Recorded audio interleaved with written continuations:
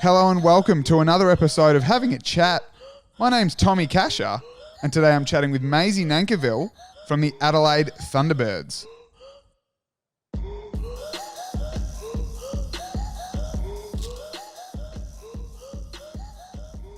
Maisie Nankiville, mate, thank you so much for joining me. How are ya? Good, thank you. Thank you for having me. No worries, mate. What'd you have for breakfast? I had smashed avo with some eggs, and I'm a little bit weird. I actually have Vegemite on the toast as well, just for a bit of extra saltiness, I suppose. Mate, I love that. Yeah, no, it's sort of something that's gone through our team at the moment. So everyone's sort of trying it and they're loving it. So sort of stuck with it.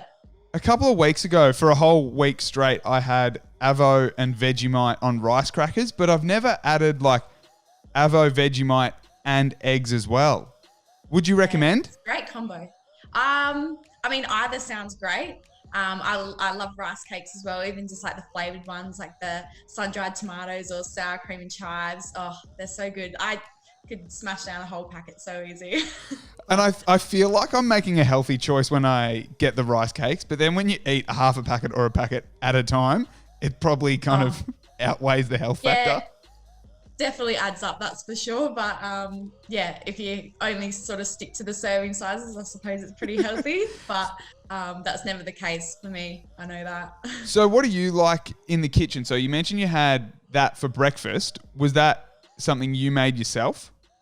Yeah, I actually quite like cooking and coming up with different sort of recipes, and I quite like trying to make healthy sort of alternatives and snacks for things. So yeah, I love breakfast. I think it's probably one of my favorite meals of the day, and I think it's just something that's so versatile. Like whether you're feeling like something savory or something sweet, yeah, you can just change up to what you're feeling like, I suppose. Is the avo on toast with Vegemite and eggs your go-to breakfast at the moment, like during season? Definitely on game day. I'm a savoury person on game day. And I think as well, I sort of like to get that bit of salt just so I don't cramp up probably mid-game. But throughout the week, I'm probably a bit more, whether it's your muesli and yogurt and some fruit or some oats and peanut butter or something like that. Yeah, generally change it around a bit. But yeah. So what's your relationship with food like? So during the week, are you a big meal prepper? Are you really strict with your diet, or you kind of go with the flow? What do you like? I'm generally pretty strict with what I eat.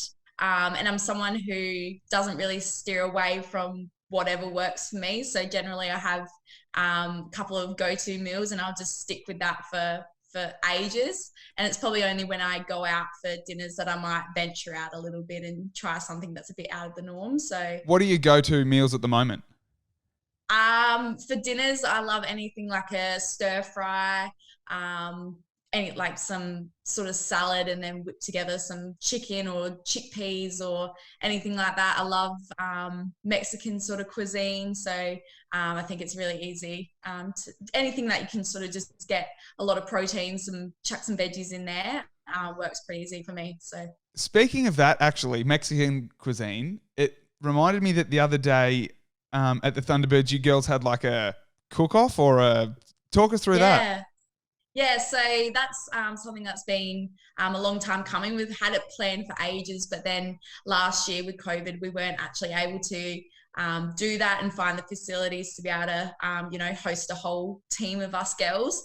But yeah, so obviously our team is quite a diverse team in terms of the culture, and I think that's something that's really special. So we've sort of taken advantage of that and thought, why not do a nations cook-off where you've got, Jamaica, you've got your Pommies, we've got Australians and South Africans. So yeah, we had a blast with that, and so it's just a bit of fun, but it was great to see what other nations' foods are like, and what's sort of rich their culture. What was your favourite dish of the competition? Oh, I did love the Mexicans, and I know we don't have any Mexicans in our team, but I'll explain to you. So we've sort of called the Melbourne girls the Mexicans because they sort of needed to cross the border, I suppose. Yeah, so, very good. they were classified as Mexicans. I think they just had a lot of really good taste and spice to their meals. So who was that? One that I quite Elle McDonald, Tilly so that Garrett? was yeah. So no, Elle actually joined the Pommies. Okay. Because her heritage is a Pommie. So it was actually Tilly Garrett, Sammy Gooden. Who else have we got? Kathy Fellows, our assistant coach, and then I think our wellbeing coach actually joined in on their team. So they did a great job. So and I mean Aussies, we had it pretty easy. Pretty much just get something out of the packet. We had Lamingtons and Tim Tams, and just chuck a steak on the barbie, and we were set. So we've had it pretty easy. Now, was there anything that was cooked that you didn't like? Not to throw any nations under the bus or anything, but all in good fun. Not gonna be hating on anyone, but no, it was. I quite liked all the food. It was just the South Africans ended up winning the whole sort of competition, and they had a very abstract sort of meal. There was like a turmeric rice that they made, and then a beef kind of like shepherd's pie, I suppose, without the potato on top, and then they added that with like a banana salad, they called it, and what it was made of was the sauce was mayonnaise and condensed milk, and they soaked the banana in it, and you're meant to eat that all together. So that was a bit sort of wacky, but it all worked, and somehow they came through and won it. So it was great fun. That's so great. It's so awesome to see that the Thunderbirds are doing fun things like that. Like you mentioned, you all are from different corners of the globe, really, and you're trying to come together in a team environment. How important are those activities you do at a team level for bonding? Oh, for sure. It's a huge element to any sort of team dynamic, and we've sort of, I think all teams would hammer on about the more you get along with each other off court, the easier it will be on court, because you'll have those genuine relationships and you'll be able to be really honest with each other. So then that helps in the on court sense, because you are able to, sort things out there and then, and know where people are coming from and everything like that. So those relationships are really important, and just doing those little activities here and there are really sort of great value in terms of bonding with each other. Yeah. So, Maisie, I want to go back a little while and talk about your stint with the Adelaide Crows in the AFLW. So, you've obviously played 2 games of AFLW. You're now playing with the Thunderbirds in SSN, and you're studying law and criminology at uni. Do you want to give someone else a go, mate? Stop being so successful at everything. Yeah, well, I have actually had to pull back, and footy, like whenever I talk to anyone, it's always something that comes up. And they just want to know whether it's something I want to come back to. And I mean, playing those 2 games, I sort of really only got a taste of what it was like. And I love footy, and it's definitely something that I hope to get back to. Whether I don't know when that will be, whether it's post netball career, or if at some point I'm able to do both again. I would love to take that on board. But I just think they've got such a good group of girls there. It's such good culture. And from where it's sort of come, it's definitely developing and getting those numbers up there, and in terms of crowd and even participation. So really exciting for their sport, and sort of double-edged sword that I had to pick between the two. But netball is probably what I'm sort of better at and have always known, and is what I've sort of driven to for my whole life. So, yeah. So 2019, you played a couple of games, and then is that when you got called in as an injury replacement player to the Thunderbird squad? Can you go in depth and talk to us about how that actually happened, that process? Yep. So 2019 was my first year as a training partner with the Adelaide Thunderbirds, and unfortunately we had our starting wing defence go down with the ACL quite early on in the rounds, and so I was then elevated into the team as that replacement player, and I was coming in to that position as a wing defence, and to be honest, wing defence was actually quite a foreign position to me. I generally was playing centre wing attack and hadn't really played much wing defence at all. But of course, when you get the opportunity, you want to try and make the most of it. And I suppose I did a lot of extra work with Kathy Fellows, who was the assistant coach at that time and still currently, because she is that defensive specialist coach. And then, I ended up playing, I think it was 7 games for that season, and they were really happy with how I was tracking and decided to hand me a contract for the following season. And that's where I then had to make the decision between do I keep playing footy as well, or do I put 100% of my time into netball. And I think still being young, I've got, hopefully a lot of life ahead of me and time to go back to footy if I need. So, I thought it was best to stick at netball and give that a real hard crack. Was it hard at all to make the decision in terms of, as someone who loves netball, I get a little bit, I don't know if jealous is the right word, but the media coverage that AFLW gets is, I think, disproportionate to the amount of coverage that netball gets. And given that how elite SSN is compared to AFLW, I just feel that there's a lot of girls who are choosing to go play footy because that's kind of, not necessarily because it's on TV, but do you know what I mean? It seems more accessible. Yeah. Was it a really tough decision for you? Yeah, it was quite tough. And like I was sort of saying before, I really loved all the girls at the football club, and even all the coaching staff. Like, they continue to message me today and just check in to see how I'm going, and to have that kind of support, that they're coming from a genuine place and just want you to do well and have your best interest at heart. But then, going back to, I suppose, the media exposure, football's only, been around for pretty much 5 years now, and it's already sort of come a long way. And in comparison to netball's been around for ages, and it's still probably not at where it wants to be in terms of how much a crowd we're accumulating at games, and even just player payment and sponsorships and advertisement and that type of thing. So I think there definitely is a lot more participation going towards football.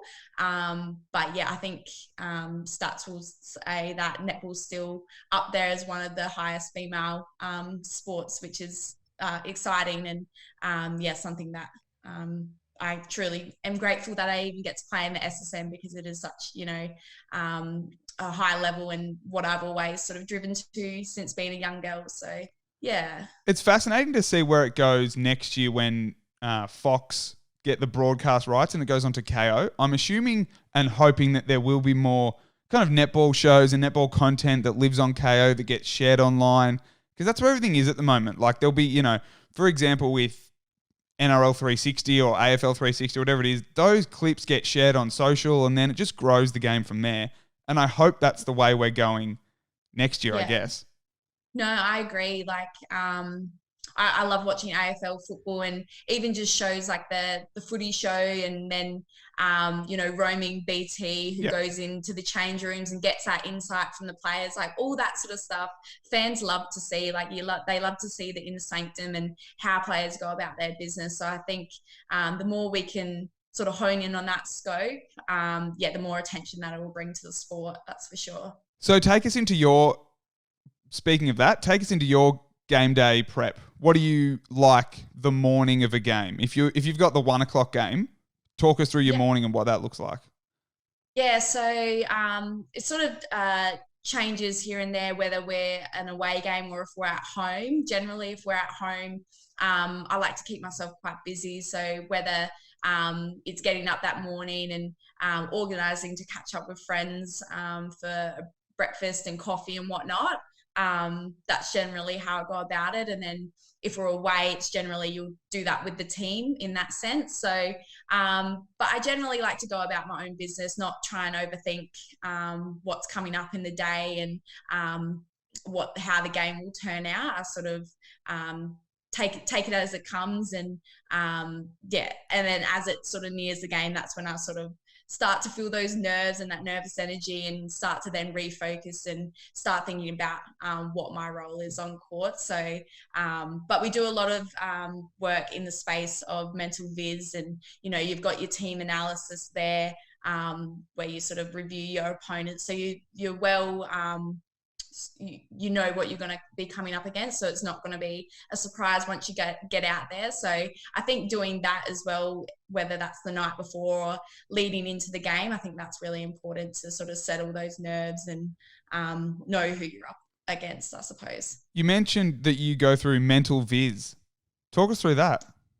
Yeah, so for the last couple of years now, I've found that mental visualization is something that works for me, and generally going into that sort of session. So it's something at T-Birds that it's a session that we can choose to be active in, and we've got someone who actually hosts that, and he'll talk us through elements of the game and that sort of thing, and he sort of just wants to get us our breathing right, and sort of switch our mindset to, you know, being prepared, but then not overthinking it. And so it's that sort of element of being able to switch on and off when you want to, and sort of tap into how you play in your style and what works against your opponents, and being all over that. So generally at the start, I have 3 main focuses going into that session, and the whole time I'll just be replaying that. So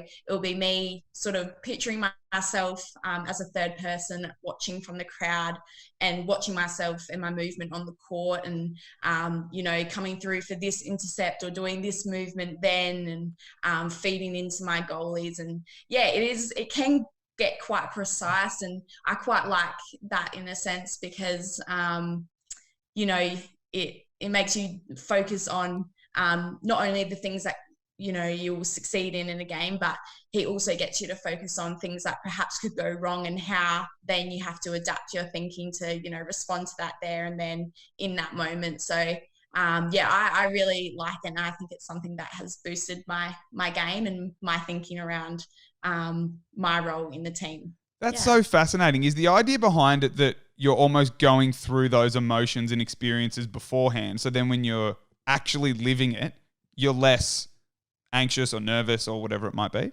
Yeah, exactly. And it's sort of a dedicated time where you probably can overthink what you're going to do in that session, and then as soon as the session's done, you know, that's your time that you've had thinking about the game. So then you can then switch off and not, you know, focus about it until it comes up in the game. And it's quite funny, like if you do visualize something and then you do it on court, you sort of give yourself a bit of a smile. You're like, that's the moment I was talking about. Like, it's crazy how yeah, you can picture something, and then when it happens, you're like, oh, there it is. Like, who would have thought? So yeah. When you were growing up, I guess as a younger athlete, would you have ever imagined yourself doing this? Like, it's so fascinating, the areas that elite athletes get to, and to try and get that 1-2% advantage. Yeah.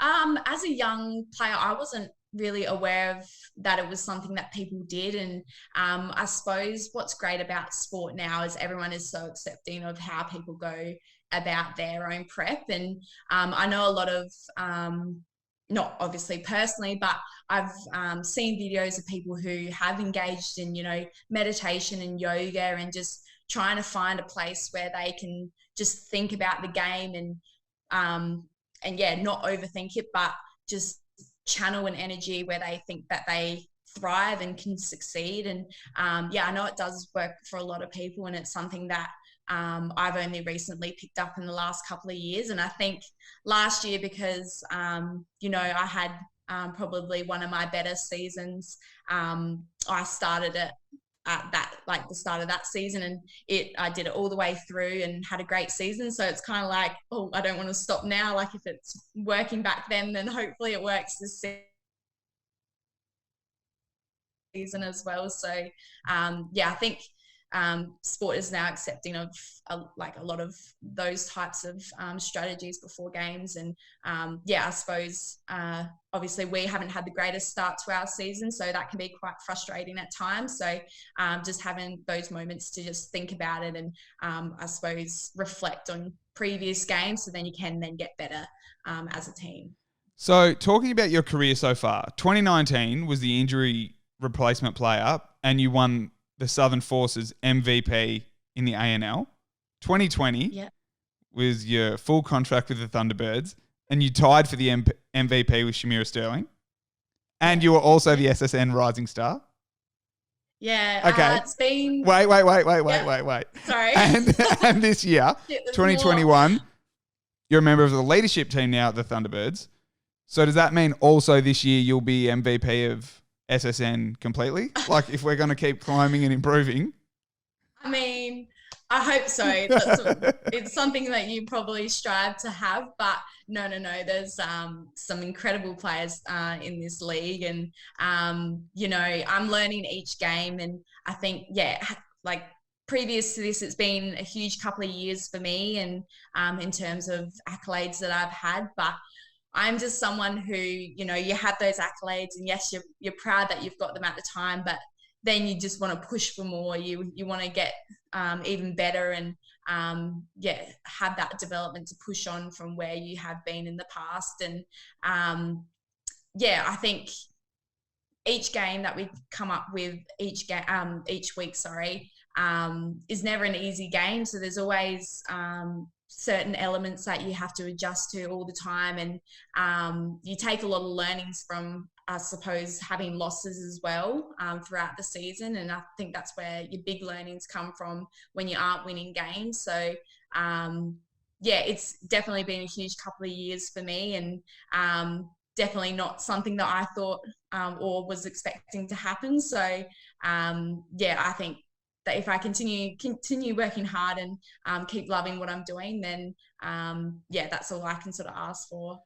So I know a lot of elite sporting teams and athletes talk about progress, and it's not always linear. Like it doesn't always just go straight up. So far, the last 3 years, that's the way you've gone. Have there been times and moments in those 3 years where it's not always going perfectly as it might seem like it has from the outside? Yeah, and I think that's going back to, that mentality of wanting to push for more and being better than what you were. And sometimes that can be a bit frustrating when you do feel like you have plateaued a little bit and you're not seeing the results that you want.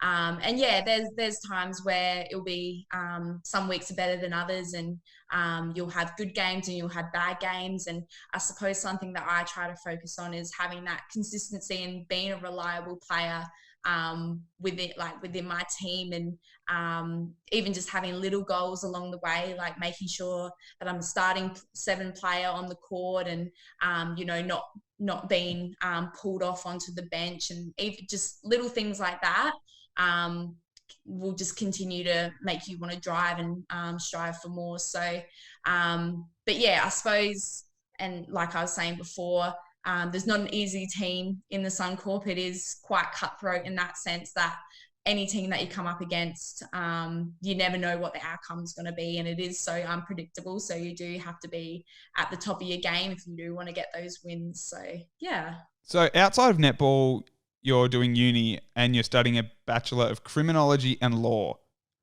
Yes. How's that going, mate?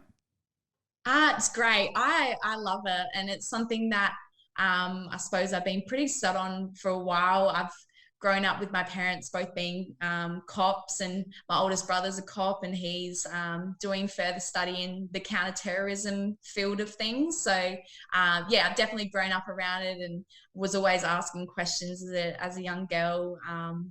Anything to do with crime and criminals and anything like that. So, and I quite like how it's different, something away from sport. I suppose you do see a lot of girls who will do nutrition or exercise, sports science, and will do something very related to sport, but I quite like how it's very different, and it's an avenue where I can just sort of switch off from if I've been at training this morning, then sort of change my thinking to, you know, something that's probably a bit more deep and dark. But yeah, I love it. So it's quite complex, but yeah, I really do love it. It's interesting you mentioned that, because I'd imagine that girls who are studying, you know, nutrition or exercise, sports science, when you're sitting there in a lecture or a tute or whatever it might be, you'd probably relate what they're saying to netball and to yourself. And there's almost that all-encompassing feeling of like not escaping from it. Yeah. And I think, like even when I was doing year 12 PE, our teacher would always, because we'd have a lot of sports people in that class, would always say, relate it back to your sport and picture yourself doing these exercises or going through these processes and everything. And yeah, it is the same. I know that a couple of girls in the team, they're doing something related to sport, and you'll always see them like on the plane, they're testing themselves and they'll be moving their arms and this joint, this muscle's working and everything like that. But I think that they're quite good at, you know, if obviously, because it's the same sort of thinking that you'd have to do at netball, and it is related to sport, that they're, I think it actually complements what they're doing. So it's not like they get to, you know, delved into the same sort of thinking. And yeah, they're enjoying what they're studying, and yeah, like I love what I do as well. So yeah. You mentioned you like getting stuck into uni when it's deep and dark. Are you into all like the murder docos on Netflix and stuff? Yeah, any sort of like true crime things, like basically, yeah. As soon as it says based on true stories or true crime, I'm like, okay, I'm in. Would you watch them at night, like by yourself in the house? Does that not just freak you out? Yeah, I think you got to watch them at night. It gets that effect, you know. This is probably bit of psychopathic now, but no, I love it. I've always been into horror movies as well, and as a kid loved, like, I know that's pretty cliche, but loved like the Criminal Minds and NCIS. That they solve a case pretty much in, you know, the episode, but I loved it. What are you watching on Netflix at the moment? Any series, any murder mysteries? I've been watching too many things. Like, I'm just waiting for the next seasons to come out now. So generally I'll just sort of chip away at movies. Like, I'm so bad at just sitting there and watching a whole movie. But if it's like little episodes and seasons of series, I'm great with that. So no, I don't really have anything at the moment, but my sort of go-to TV series were like loved The Walking Dead, Game of Thrones, Stranger Things, anything real like that. Supernatural kind of scary vibes. Okay, interesting. Yeah, I blame my brothers. Like, they got me into all the computer games. Like, I'm not a nerd, but they got me into all the, like, even just Harry Potter and all that sort of stuff, like Star Wars. Oh God, I blame them. Okay, so I saw on your Instagram last night you had a burger and movie date with a few of your gal pals. What did you go and see? Yeah, we saw that Cruella. With Emma Stone. Yeah. It definitely wasn't my pick. I sort of was just, I was definitely just there, you know, just to hang out with my friends. And one of the girls, actually, she plays basketball in American, so she's home. So I was like, oh, this is a great opportunity to catch up with all those girls, because they're actually the girls that I went to boarding school with. So a lot of them I don't really get to see heaps of, especially when it's netball season and I'm traveling most weekends. So I was like, okay, we'll go have a burger and we'll go to the movies. And yeah, I was sort of sitting there like, oh, this is probably not the genre that I would have picked. But no, I loved the movie, actually. Okay. I was sitting there the whole time, because it did have dark elements, so that's a big tick for me. And I was sitting there the whole time like, oh, I wonder how this movie is going to end. So I was very, very happy that I did tag along, that's for sure. Now, what burger did you get from Grilled? Oh, what did I get? I got the Simply Grilled, which is one of the beef burgers, and then added beetroot as well. Added Just to, beetroot. Mate, beetroot tastes like I'm on a dirt. diet. What's that? Sorry. Beetroot tastes like dirt.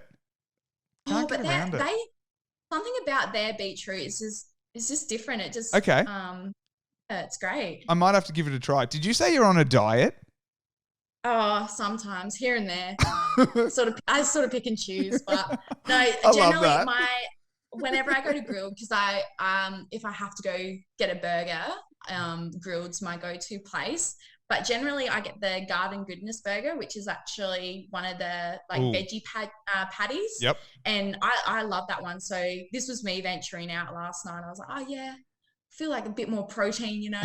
So went for the beef. What's your go-to? Okay, so I understand you're an elite athlete, right? But also at the same time, everything in moderation is kind of okay. Do you have, is grilled, you mentioned that you go to burger, but is that your go-to like guilty pleasure? Like if you're going to indulge in takeaway, you've just had a big win, you want to treat yourself, what are you getting?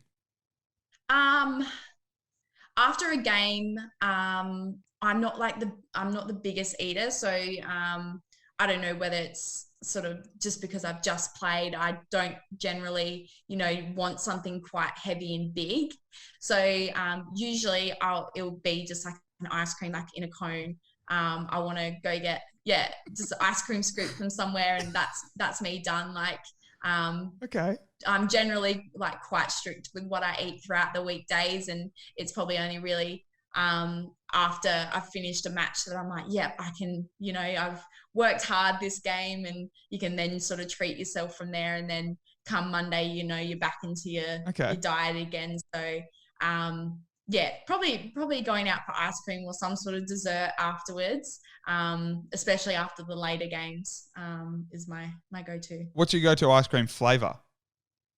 Oh, I do love, and I do get cop a bit for this, but I do love the mint choc chip. Oh no, that's fine. That's fine. Yeah, people are like, oh, it's like toothpaste, but no, it doesn't. It's not at all like toothpaste. I know, there's so many haters. Or I do like a anything with sort of nuts, or maybe like a rum and raisin or Bailey's and scorched almond is my other go-to. So both of those involve alcohol. Bailey's and rum. So that's probably why I have it after the game. I'm like, I need this kind of hit. Brilliant. Yeah, so yeah. So Maisie, we put out on Instagram that you were coming on the podcast. Now, a fan question that I got, someone by the name of V Crosser, not a question, but I named my daughter after you. So that's lovely. Wow. Oh, wow, that's very special. Isn't that lovely? You don't really see that many Maisies out there, so it is quite a special moment when someone comes up to me and says, "Oh, my name's Maisie too." Like, yeah, even I don't really know many like older people with that name, or so for me it is quite a special name and quite unique. And growing up, I hated it. I was like, "Mum, why couldn't you just give me a generic name like Sophie or I don't know?" But no, I've grown to like it, and I think it is quite unique, so that then gives it that special element. It is a lovely name though. You're right. It's different, but it's not like so weird and out there that no one knows. I mean, do people misspell it all the time? Yeah, for sure. Even like, and I've got a complex last name as well, so sometimes it's double-headed. They'll misspell Maisie, they'll misspell Nankivell, and so oh well, it happens all the time. So sort of just move on from that. Well, I assumed it was, before I saw it written down and people would say Maisie Nankiville, I thought it was Nanker, like Nankerville, not Nankiville.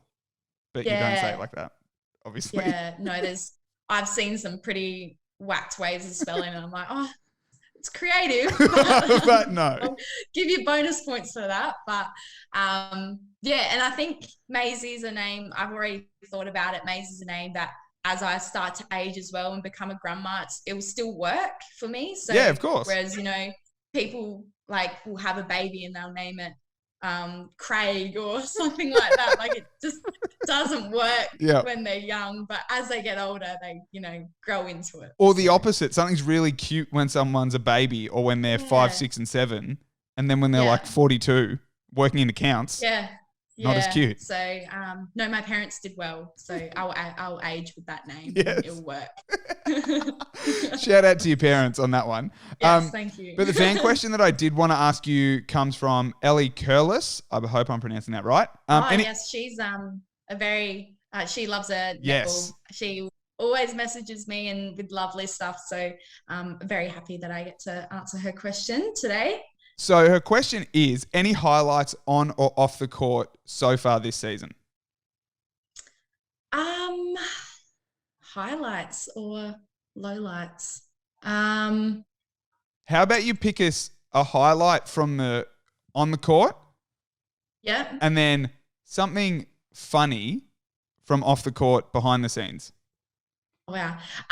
No pressure. Okay, probably a highlight would probably be our win against the Swifts. So ever since SSN came into the picture, we have not yet had a win against the Swifts. So that game that we won, it was a home game as well as at the Adelaide Entertainment Centre. We had a huge crowd and we won all 4 quarters as well, which is the first time that we've done that against the Swifts. Golden quarters.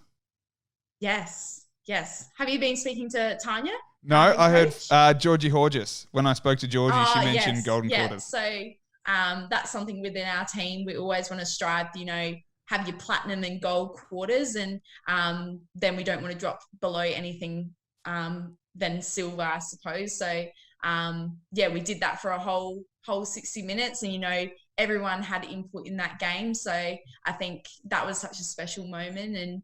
And just the feeling after the game in the change rooms, that then we kept training. Everyone was just up and about. That goes to show like why you work so hard in your pre-seasons and at trainings, and for it to pay off. And it was just a special moment, that's for sure. Further on the game against the Swifts, now that you've brought it up, how important is it for a group that obviously you're sitting at 2 wins after the first 8 games, to know that when you play your system right, it really, really works? Yeah, I think that's something that's probably been frustrating for the first couple of rounds, is that we know what we're capable of, and I definitely know that the brand of netball that we bring is good enough, to match it with the best. And if there were definitely games that we should have won and everything like that. So if things were different, we'd probably be nearing the top 4. And I think it is, once it does all come together and it clicks, you then have that confidence and you're like, okay, this is our process. This is how we play. It's then just finding that consistency and bringing that each week, because, like I said, SSN's cutthroat, and as soon as you have those sort of ebbs and flows and you're not consistent, that's when you start, winning games and then losing, then 3 in a row. And that's obviously come finals is what's going to sort of make and break your season. So I think it's, just backing that what we're doing works when we're at our best, but then it's then trying to keep at our best and showing the other teams that, wow, this is a hard team that we're coming up against. So, yeah. Definitely. Now, have you got something that you can take us, behind the curtain that's happened, like at training or in a change room, or has someone pranked someone? Yeah. I don't know. Just behind the scenes, we have like a fine system that we use, and it's called Spin the Wheel, basically. And Shamira Sterling, she's pretty much hot on that. She's the one that if you're 1 minute late or do something silly like get falconed, or the classic court shark where you just stumble for no reason and you just blame it on the court. The court shark. She is so hot on that. And even with the coaches, if they do something that's, wacky or out of the ordinary, she is just, spinning the wheel. And so we've got a couple of like penalties. Some are like ice baths up to your neck, or it's dressing in your full kit at training. So you'd have to wear what you'd wear on game day, or there's extra punishments like 10 minutes of extra footwork at the end of training, buying everyone coffee in the team, paying $50 straight up. And then if you don't then do your penalty, within the week, then it doubles pretty much. So you'd have to do your fine, and then you'd have to pay like an additional $50. So it's pretty savage. I've copped it. I think everyone so far has copped it, but it's definitely the penalties that are there. You're like, okay, I'm never going to be late again or do anything dumb. So you're sort of hesitant about what you can and can't do, I suppose. Has Shamira had to spin the wheel? Is anyone keeping her accountable? Yeah, plenty of times. Okay, good. Her main thing is being late. Like she loves her sleep-ins, and sometimes she'll set the alarm and she'll tap snooze, and it will be like about to start training in 10 minutes, and she's just rocked up and still needs to strap her ankles. And right. So I think, as a SSN team in the Adelaide Thunderbirds, you want to hold everyone accountable and you want to be professional in that sense. So it's just little reminders that that's not what's expected within the team. And we have those values, and, everyone has to then bring that standard. It's just a bit of a punishment if you do stray from that. I love that it's almost a fun way of keeping everyone accountable, because obviously you could have the leadership team and dishing out, harsher fines and, one-on-one conversations with those people. But keeping it light and fun in a group sense, I think, is a great way to go about it. Yeah, especially, I agree with you. And you never want people to feel like they're being targeted or attacked in any way. So, it is sort of a fun way to say, okay, you messed up here. Take responsibility for it. We'll be videoing you, suffering through it. But, it definitely acts as a system that people are like, okay, I'm never going to be late or anything again. So I think having those harsher sort of penalties will do that. I know that I now rock up an hour before I need to actually be there, just in case. So it is good fun amongst the team. So Maisie, the final question I've got for you is, what's something that no one would know about you? So we have learnt that you're into the true crime docos, which is something that but along those kind of lines, what's a little fun fact about Maisie Nankiville that people wouldn't know? I might have a few. I'll share all my secrets now. Growing up, I'm from the country. I'm a country girl. So the town that I grew up in is called Mundalla in the southeast of SA.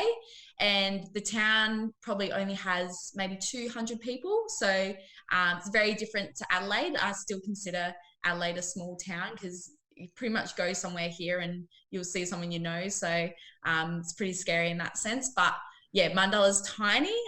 But growing up, I actually had a pet kangaroo. Found it in the pouch of mum kangaroo who'd been killed, and we took it home and took care of it. And we struggled to come up with a name for it, so we just called it Joey. So, classic. Pretty original, but and so since then, since having that kangaroo and looking after it, kangaroos are now my favorite animal. And so, I just have a lot of cute memories with it. I'd come home from school and we made little pouches for it. And I don't know if anyone has ever had a pet kangaroo, but as soon as you show them the pouch, they hop up to it and they pretty much do like a front flip into it. And then you just hold it as a baby, and we just feed it its little powdered milk. And it was so cute. It unfortunately died.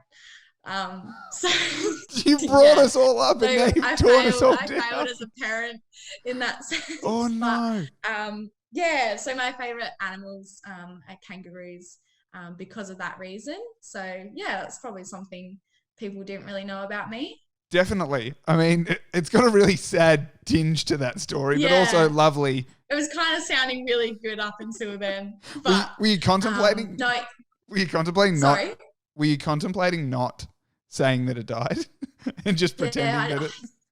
I don't want to make the viewers sad, but no. So pretty much it grew up to be quite a big kangaroo, and it was probably needing to put it back into the wild. And so we made a big enclosure outside in our backyard, And one day it escaped from the enclosure. Right. So pretty much jumped straight over the top of the gates and fences that we'd built. And in doing so, it cut itself on a piece of the metal. Yeah, so and then so we're searching the whole town that day trying to find Joey, and we eventually did find him, but then it was in the next couple of days something was just off, and Joey was like shaking and was kind of having like mini seizures, I suppose, and we found out that he got tetanus from cutting himself on the fence. So yeah, we had to take it to the vet and put it down, unfortunately. But we definitely did our best to look after it. So I just remember so many good memories. Like I would race it around its enclosure as well, and it was just a good time. And that's a fascinating story. Thank you so much for sharing that. Like that's. Yeah, no worries. So random, but amazing. I'm sorry it had to end that way though, but I think everyone is, and also sorry that you had to go through that realistically. Yes. Maisie, thank you so much for your time. I really appreciate it. I hope you enjoy. You girls have the bye this weekend, don't you? Yeah. It's kind of we've just been told that a couple of the Victorian girls, because they were planning on going home because the borders were open to them, and now because we had played our match in Sydney against the Giants, we've now been told that if we want to go interstate, if we were to come back now from being interstate, that we'd have to do the 14 days quarantine. So now the girls who were going to go home to Victoria now can't do that. So I'm really, really feeling for them. And I think the bye weekend, I was speaking to Elle McDonald. I went out for coffee with her and said, "Oh my God, it's all working out. Like you get to go home and see your family and friends." And she was so excited. And Kathy Fellows was the same. And they've been talking about seeing their family for ages. And now, unfortunately, that doesn't get to happen. So I'm really feeling for those girls. And, just seeing your family is a time that you get to sort of refresh and feel those sort of warm feelings. So now for that to be sort of stripped away from them, I'm feeling very sorry for them. And nonetheless, we get to have a bye and regather and regroup for next week when we verse the Magpies at home. Any plans for the bye weekend for you? I'll be staying in Adelaide for a little bit longer. So my partner, he's actually playing football on Saturday, so I'll go watch him, and then we'll probably head to the Port and Sydney game that night. So it'll be a whole day full of footy, which I don't actually mind. But and then we'll actually get up the next morning on Sunday and head back to Mundalla for the night. So nice. That'll be the first time he's come home and seen my hometown. So that's pretty special. I get to show him around my town, even though there's probably not much to see. But is that the first time he will special. meet? Is that the first time he'll meet your family? No, so he's actually met pretty much the whole extended family as well. Like I thought we got an inside scoop then. Yeah, little cousins and everything. So it's just pretty much he hasn't seen my hometown and where I grew up. So that'll be special. I'll be the little chauffeur for the day. Yeah, fun. Yeah. Well, I look forward to following along your Instagram this weekend. Hopefully see some Mundalla landscapes on Sunday. Be sure to. All 200 people, I'll get them together for a big group photo. Yes. Yes. Maisie, thank you so much. I really appreciate your time. If you enjoyed this episode as much as I did, please jump on to iTunes, give us 5 stars. You're basically giving the 5 stars to Maisie, not me. Please share it with your friends. Just let's promote netball as much as we can and promote Maisie Nankiville. Thank you so much for having a chat. Thank you so much. I had a great time.